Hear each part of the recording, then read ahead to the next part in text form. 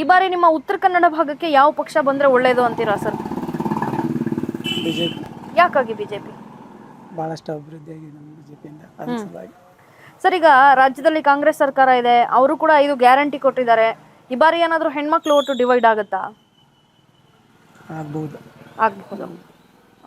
Sir, ಈಗ ಸತತವಾಗಿ 6 ಬಾರಿ ಗೆದ್ದಂತ ಸಂಸದ ಅನಂತ್ ಕುಮಾರ್ ಹೆಗಡೆ ಅವರು ನಿಮ್ಮ ಕ್ಷೇತ್ರಕ್ಕೆ ಕೊಟ್ಟಂತ ಕೊಡುಗೆ ಏನು ಸರ್? ಒಳ್ಳೆ ಮನುಷ್ಯ ಇದೆ. ಕೆಲಸ ಮಾಡಿದಾರಾ? ಕೆಲಸ ಈ ಭಾಗಕ್ಕೆ ಮಾಡಲಿಲ್ಲ, ಅವ್ರ ಭಾಗಕ್ಕೆ ಮಾಡಾರೆ. ಈ ನಮ್ಮ ಇಲ್ಲಿ ಜೋಡಕ್ಕೆ ಮಾಡಲಿಲ್ಲ, ಬಟ್ ಆಚೆಗೆ ಮಾಡಾರೆ. ಏನ್ ಬೇಕು ಅಭಿವೃದ್ಧಿ ಅಂತ ಈ ಬಾರಿ ಬರೋತಕ್ಕಂತ ಸಂಸದರಿಂದ ಡಿಮ್ಯಾಂಡ್ ಮಾಡ್ತೀರಾ?